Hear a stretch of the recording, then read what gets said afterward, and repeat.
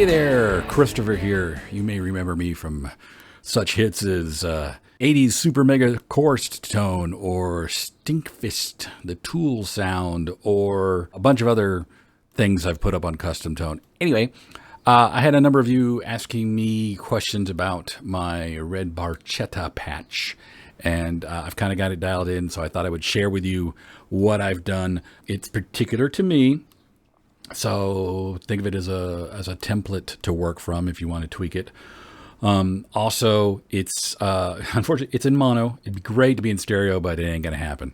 This is for a particular purpose I'm doing later on this year, particular performance, and I wanted to kind of get this down. Also, I'm not trying to comp Alex's tone, get an exact match. I'm getting something in the ballpark that does the job. It sounds nice and pretty damn close, somewhere probably closer akin to his Exit Stage Left era tone. That was the version of the song that me and the other people are using as that's the established version, which we're going to go from, because it actually has the ending instead of the fade out. Anyway, I digress. So let me walk you through real quick. There are 4 snapshots: Harmonics, that's the beginning, the crunch, obvious, wind, and solo. So Harmonics is the opening clean part.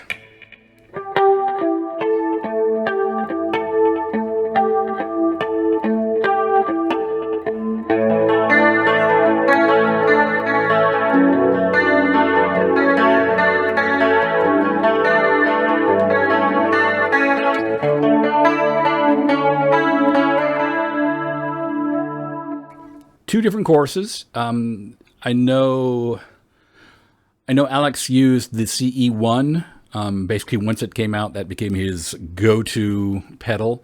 I think around this time he was running a Marshall, was it Country Club, and a Hiwatt maybe, and going in stereo, using the CE1 to split and go into 2 different rigs. I'm not doing that here. This is in mono. It is what it is. So I'm using the Grammatico amp for all of this. It's a really versatile amp. I think it's the Dumbley-esque one because it's got the mid switch, the jazz rock switch, the OD, the FET boost, yada, yada, yada. So it's Dumbley, whatever that means to you. But it sounds really, really good. Again, 2 different courses. The 70s course, aka the CE1, and then I'm using the 4-voice. Also, it just didn't sound right and quite as lush using the CE1 only. Probably would if this was a stereo setup, but again, it's not. So to get a little more of that, watery. So without the secondary chorus.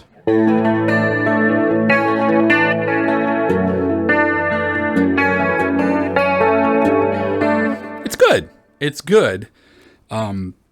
But being a man of a certain age, I grew up with chorus on all the time, and I love me some chorus, and I'm not ashamed to admit it. So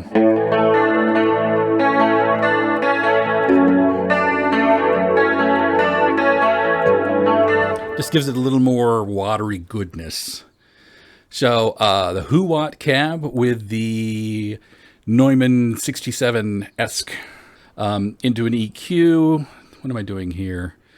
Looks like I'm just cutting a little of the lows off around 386, and that's about it. Volume pedal, delay using the vintage digital. This one changes quite a bit throughout this, mainly just in the amount of mix I'm using. We'll get to that. The reverb is the Legacy plate. There's a reason I'm using one of the Legacy ones. There's a whole lot going on in this patch. Again, it's custom for my particular performance, and I'm using up just about every bit of DSP to do this. And you'll see why once we get farther on. And then the Jason Sadites technique of a little LA Studio comp at the end, just to give it glue, keep it from peaking, whatever. So that's the cleanish part. And then snapshot number 2 is what I call crunch. And this is where the bulk of the song happens. We changed the amp somewhat. You could see harmonics, the drive is down, bass is up a little more, but when we get toward crunchy territory, mids go way up, treble comes down, drive goes up, bass goes way down, and everything goes around and round and comes out here. So this is the bulk part of the song. So this is the...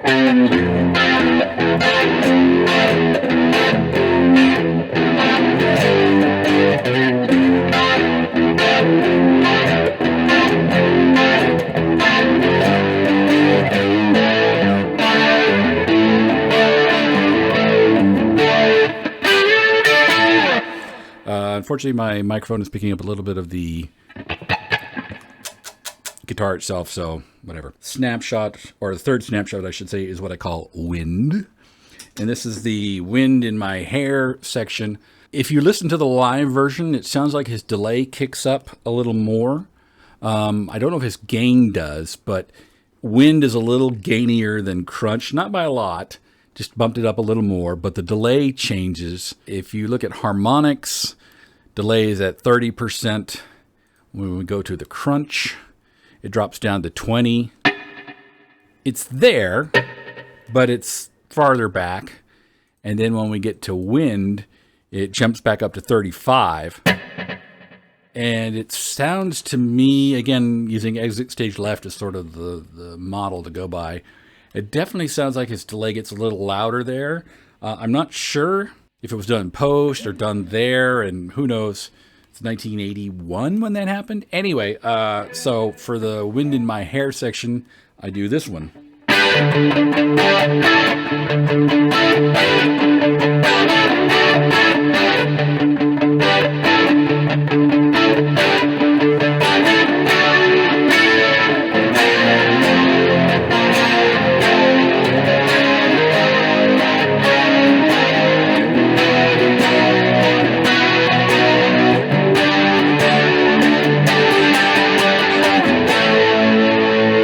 Insert tire screech here.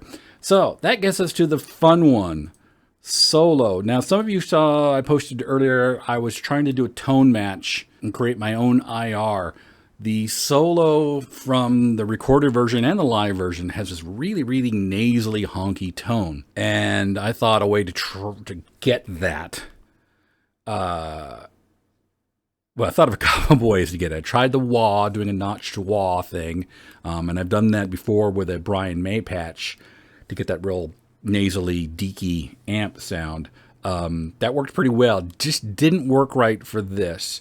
So that's when I tried the tone match, because I have the isolated guitar parts from the recorded version of Red Barchetta. So I used that and captured that and then made an IR of that. And it worked really well, except for the fact that switching between the cab and the IR, no matter what I did, gave me a pop. And I tried having them both on at the same time, but parallel mix, and basically just the volume on one being down. And then when it came time to turn one volume on, turn the other one off, no matter how I did it, it just ended up with, it would just pop. I got it down fairly low, but it was still annoying. So if you listen to the solo, it's got this real nasally, honky tone to it. Really makes the solo jump out.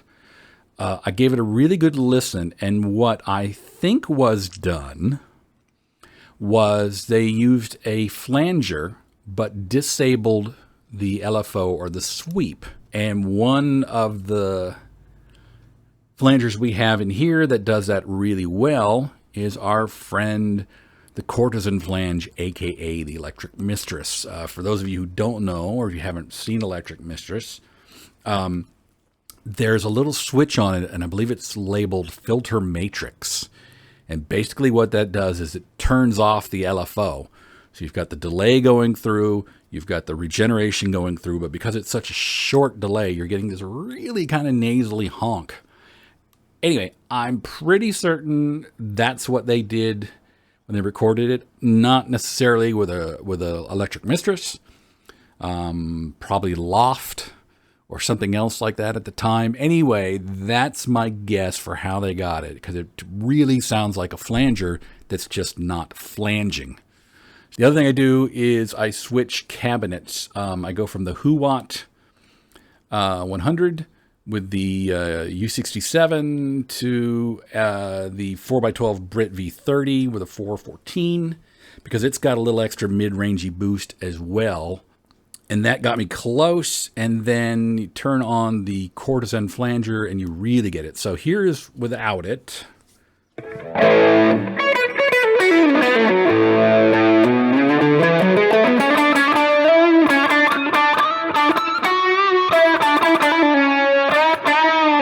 Usable, certainly passable. You know, if you're doing a gig and you're playing this, certainly fine. But why not go the extra mile? So we turn on the Courtesan flanger and we get...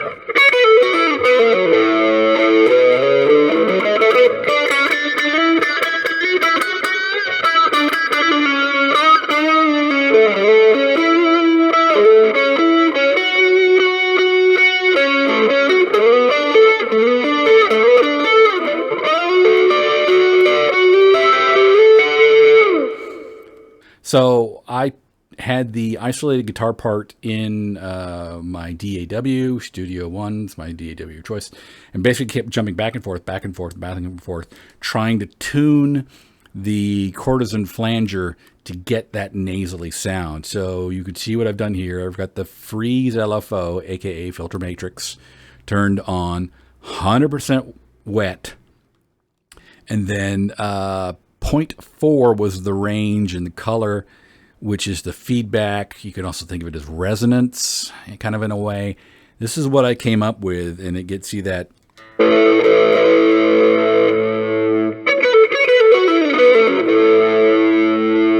Really gives you that great honky tone. So, and turning that on and off, switching back and forth between the two, there's no pop. So that was my way around it, and it sounds really close. I'm super pleased with it. Now, the eagle-eyed among you, and someone commented, what the hell are all those pitch blocks doing down at the bottom? Well, that's my Lazy Man's Taurus / Mini Moog setup. So during the song, Geddy is doing Moog foot pedals to do the bass part and a little keyboard part on the Mini Moog with his crazy setup. So I needed to come up with a way to do this without having a set of Moog pedals or MIDI bass pedals and some other rig. I wanted to keep it as simple as I could. So this is all done within Helix. So each of these pitch blocks, using the 3-note generator, and there are 4 of them because there are 4 notes that have to happen. Each one of these is assigned to one of the buttons on the Helix. And then each of those are set to momentary. So if you look at the first one, go into the controller sign, you can see it's set to momentary. This is the key. If they were latched, it would just be a cacophony. Then it goes into an EQ, which shelves a little of the high end off, a 4-voice chorus, I believe. And then this is the weird one, the legacy particle verb. This gives it just a little extra shimmer and sheen, but not at the cost of a lot of CPU. If you use something like Glimmer or some of the other really great reverbs that have come out, they use up more, not CPU, DSP. And I'm pushing the limits of what Helix can do with this one particular, the Grammatico amp, I believe is a little more DSP heavy. But then when you add 4 different note blocks and all this other stuff, starting to run out. If this was in stereo, it would definitely be a lot more, but it's not. So pitch blocks, EQ comes off, shaves a little of the high end off, the 4-voice chorus, the reverb particle verb, the legacy one, and then this EQ is doing nothing. It's just there to make it mono again, because this whole path actually is stereo, and just to be on the safe side, because the venue we're playing in, this just makes it collapse it back to mono again. So those on their own sound like...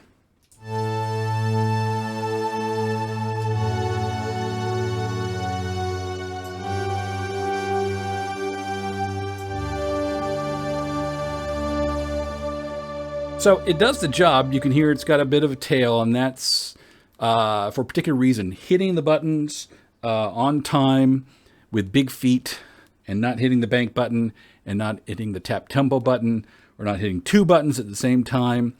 It's kind of a pain in the ass. Hoog pedals, Taurus pedals, MIDI bass pedals would be easier. You've got a little more distance.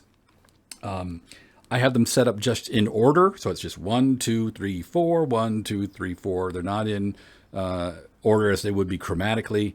Why make it harder on myself? So together, if we go to the Harmonics, we get you this.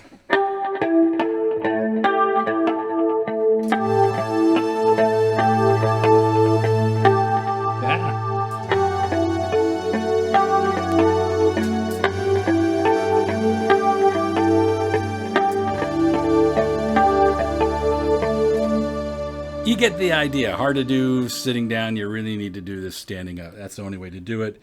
And then with the crunchy guitar.